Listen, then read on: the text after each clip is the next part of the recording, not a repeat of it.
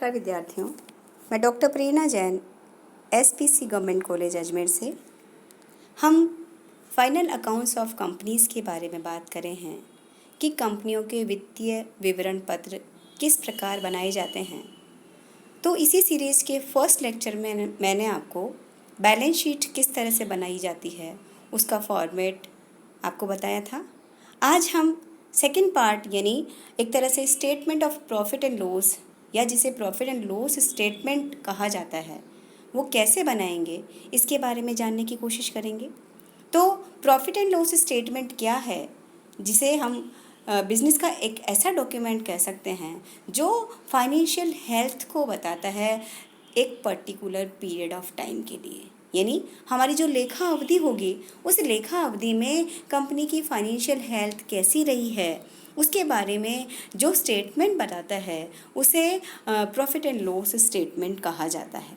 यहाँ पर सबसे पहले हम प्रैक्टिकल एस्पेक्ट की बात करेंगे तो हमें प्रॉफिट एंड लॉस का जो स्टेटमेंट बनाना होगा उसके बारे में क्या रूल्स एंड रेगुलेशंस है वो हमें ध्यान रखने होंगे। तो ये क्लियर पता है कि कंपनीज एक्ट 2013 के सेक्शन 2 सबसेक्शन 40 में फाइनल अकाउंट्स बनाने का फॉर्मेट गिवन है और वही फॉर्मेट हमें यहाँ पर बनाते समय यूज़ करना होता है। तो जैसे सामने देखिए स्क्रीन पर आपको क्लियर गिवन है कि सेक्शन 2 में format of statement of companies profit and loss account ये कहता है कि सबसे पहले आपको कंपनी का नाम लिखना होगा और नीचे लिखना होगा profit and loss statement for the year ended. जिस भी लेखा अवधि में वो वर्ष लाभ हानि खाता एक तरह से जैसे खाता कहा जाता पहले उसको बनाया जाता है। तो ये जो लाभ और हानि का विवरण है वो कैसे बनाया जाएगा वो आपको गिवन है। यहाँ पर सेक्शन 2 सबसेक्शन 40 के जो रूल्स है वो ये कहता है कि जब हम बैलेंस शीट के फॉर्मेट के बाद profit and loss statement prepare करते हैं तो यहाँ पर हमें सबसे पहले रेवेन्यू फ्रॉम ऑपरेशन को शो करना होगा। यहाँ बेसिक बात वही ध्यान रखनी है जो बैलेंस शीट में हम ध्यान रख के आए थे कि जितने भी यहाँ पर बैलेंस शीट के जैसे यहाँ पर जो भी हेड्स होंगे वहाँ पर उनकी नोट हमें प्रिपेयर करना होगा। तो उसका नोट नंबर आप डालेंगे टिप्पणी संख्या में और उसके बाद अगर प्रीवियस ईयर का डेटा है तो लास्ट कॉलम में और करंट ईयर का डेटा है तो वो उससे पहले वाले कॉलम में हमें वहाँ पर डाल देना होता है। और अल्टीमेटली जब हम डिटेल नोट बनाएंगे नीचे तो वहाँ हमें पूरा डिटेल डालना पड़ेगा हर एक हेड का। जैसे सबसे पहले हम शुरुआत कर रहे हैं रेवेन्यू फ्रॉम ऑपरेशन की। यानी रेवेन्यू फ्रॉम ऑपरेशन का मतलब है कि कंपनी को सेल ऑफ प्रोडक्ट से या सेल ऑफ सर्विसेज से या और भी कोई जो ऑपरेटिंग एक्टिविटी बिजनेस की है उससे कितना एक तरह से रेवेन्यू हुआ है वो यहाँ पर शामिल कर लिया जाएगा। इस रेवेन्यू इनकम में से एक्साइज ड्यूटी को आपको यहीं घटा देना है, ये बात आपको ध्यान रखनी है। तो लेस करने के बाद एक्साइज ड्यूटी को नेट रेवेन्यू फ्रॉम ऑपरेशन जो भी हमारा बचेगा वो सबसे फर्स्ट पॉइंट में यहाँ पर डाल दिया जाता है। उसके बाद कई बार ऐसा होगा कि आपको अदर इनकम भी होगी। तो यहाँ पर जब हम अदर इनकम की बात करेंगे तो अदर इनकम का मतलब ये होगा कि कंपनी को इंटरेस्ट से इनकम हुई है या डिविडेंड से इनकम हुई है या सेल ऑफ इन्वेस्टमेंट वगैरह से नेट गेन या लॉस हुआ है या और कोई नॉन ऑपरेटिंग इनकम हुई है तो वो हमारी अदर इनकम में शामिल कर ली जाएगी।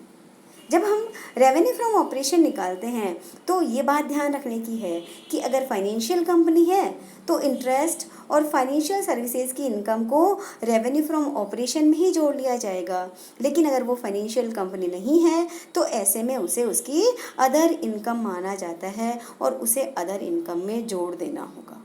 तो इस तरह से first point revenue from operation, second point हमारा निकला अदर इनकम। जब इन दोनों को टोटल कर लेते हैं तो उस पर्टिकुलर ईयर में उस पर्टिकुलर पीरियड में आपको पता लग जाएगा कि हमने टोटल रेवेन्यू कितना अर्न किया है।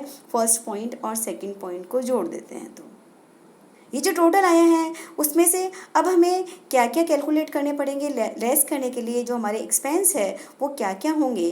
तो उसमें फोर्थ पॉइंट पे हम डालेंगे एक्सपेंसेस। एक्सपेंसेस का मतलब ये होगा कि कंपनी ने खर्चा क्या क्या किया है यहाँ पर जब हम खर्चे की बात करते हैं तो खर्चे का मतलब ये होगा कि कंपनी को एक तरह से कॉस्ट ऑफ मटेरियल कंज्यूम्ड में, यानी एक तरह से मटेरियल को खरीदने में कितना खर्चा करना पड़ा है। स्टॉक इन ट्रेड उसने डायरेक्टली ख़रीदा था तो उसके लिए कितना खर्चा करना पड़ा है, या finish goods work in progress stock के जो भी इन्वेंट्री लेवल है उसमें चेंज कितना आया है, यानी ओपनिंग और क्लोजिंग स्टॉक का कंपैरिजन करेंगे और नेट चेंज जो आया है वो यहाँ पर तीनों का, चाहे वो रॉ मटेरियल का है, चाहे WIP का है और चाहे वो फिनिश गुड्स का है, वो यहाँ पर चेंज के नाम से हमें यहाँ पर शो कर देना होगा। 1956 के अकॉर्डिंग जब हम बनाते थे ट्रेडिंग अकाउंट तो पहले ओपनिंग स्टॉक से शुरुआत करते थे और एक तरह से क्रेडिट साइड में क्लोजिंग स्टॉक लिखते थे। वो फॉर्मेट अब नहीं चलेगा, अब हमें यहाँ पर नेट चेंज शो करना होगा, राइट।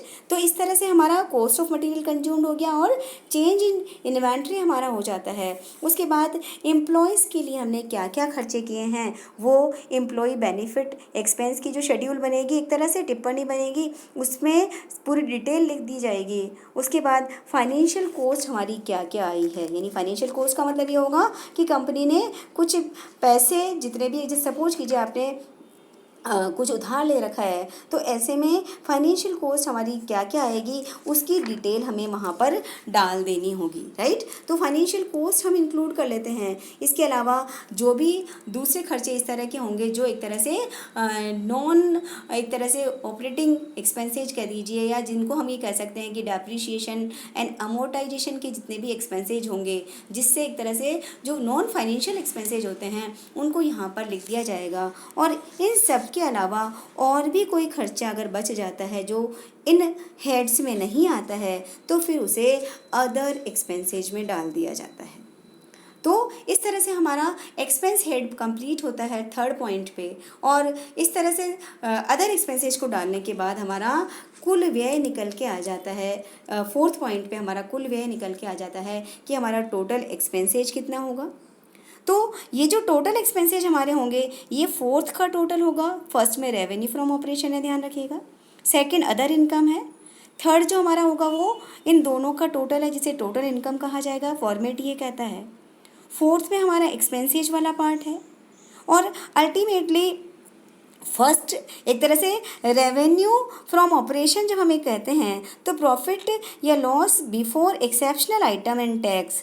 फर्स्ट में से एक तरह से जो फर्स्ट से फोर्थ को माइनस कर देते हैं तो हमारा वो पार्ट निकल के आ जाएगा। टोटल इनकम में से एक्सपेंस को माइनस कर देंगे तो हमारा बिफोर एक्सेप्शनल आइटम्स हमारा इनकम निकल के आ जाता है, before extra ordinary items, right. Third में से फोर्थ को माइनस कर देते हैं। उसके बाद आपको कुछ एक्सेप्शनल आइटम्स भी कहा जा सकता है कि कुछ ऐसे खर्चे हुए हैं जो अपवाद स्वरूप हुए हैं, तो उनकी डिटेल आपको अगर क्वेश्चन देता है तो उसे वहाँ पर एक्सेप्शनल आइटम्स में आप वहाँ पर शामिल कर लीजिए, राइट। इनको जब माइनस कर देते हैं तो profit before extra ordinary items and tax हमारा निकल के आ जाएगा। अब एक्स्ट्रा ऑर्डिनरी आइटम्स को हम माइनस कर देंगे तो जैसे ही एक्स्ट्रा ऑर्डिनरी आइटम्स को हम माइनस कर देते हैं तो हमारे पास ये फॉर्मेट के अकॉर्डिंग हमें चलना पड़ेगा। तो जैसे ही एक्सेप्शनल आइटम्स को माइनस किया तो प्रॉफिट और लॉस बिफोर टैक्स हमारा हो जाएगा, यानी फिफ्थ पॉइंट में जो निकला उसमें से एक्सेप्शनल आइटम्स को और माइनस कर दिया तो टैक्स के पहले का हमारा कितना प्रॉफिट है या कितना लॉस है वो हमारा कैलकुलेट हो जाता है। उसके बाद हमें घटाना है टैक्स, जो करंट टैक्स भी हो सकता है या डेफर्ड टैक्स भी हो सकता है। तो टैक्स एक्सपेंसेज को हम माइनस कर देंगे। जैसे ही टैक्स एक्सपेंसेज को माइनस कर देते हैं तो हमारा निकल के आ जाएगा प्रॉफिट या loss for the period from continuing operations. कई बार क्वेश्चन में आपको कुछ ऐसे ऑपरेशंस के बारे में कहा जा सकता है जिसको अब हमने डिसकंटिन्यू कर दिया है, तो उसके प्रॉफिट और लॉस की और उसके टैक्स की इन्फॉर्मेशन भी आपके पास हो सकती है। तो फिर उनको आप यहाँ पर एडजस्ट कर दीजिए। तो इन डिसकंटिन्यूड ऑपरेशन यानी ऐसा काम जिसको हमने अब फ़िलहाल बंद कर दिया है, हटा दिया, डिसकंटिन्यू कर दिया है, उसके एडजस्टमेंट्स करने के बाद हमारा प्रॉफिट और लॉस फॉर द पीरियड यानी इस लेखा अवधि का हमारा प्रॉफिट और लॉस निकल के आ जाता है।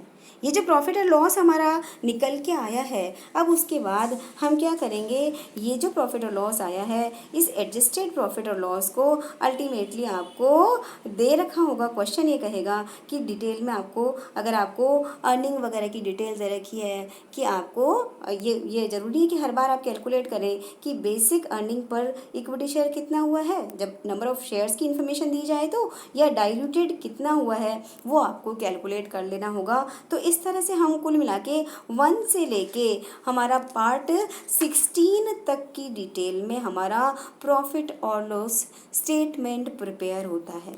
Major parts revenue from operation, other income है, जो दोनों का योग आएगा वो टोटल रेवेन्यू कहलाएगा। उसमें से एक्सपेंस को माइनस करना है, तो हमारा बिफोर एक्स्ट्रा ऑर्डनरी आइटम्स हमारा इनकम आ जाता है। नॉर्मल यहाँ तक हम प्रिपेयर करते हैं, उसमें से एक्सेप्शनल आइटम को माइनस कर देते हैं, ठीक है। और उसके बाद हम फिर जो रूटीन में जो आपको दिया जाएगा वो होगा टैक्स वाली इन्फॉर्मेशन। तो एक तरह से यहाँ तक का जो बेसिक जो डिटेल होगी, फॉर्मेट तो पूरा ही है, लेकिन जो बेसिकली बनता है नॉर्मल बिजनेस सिचुएशंस में, वो ये हमारा इस तरह से प्रॉफिट और लॉस स्टेटमेंट प्रिपेयर होता है। तो इस तरह से हम बैलेंस शीट और profit and loss account companies act 2013 के शेड्यूल 3 के अकॉर्डिंग बनाते हैं। पार्ट 1 बैलेंस शीट बनाना सिखाता है और पार्ट 2 हमें प्रॉफिट एंड लॉस अकाउंट की पूरी डिटेल देता है।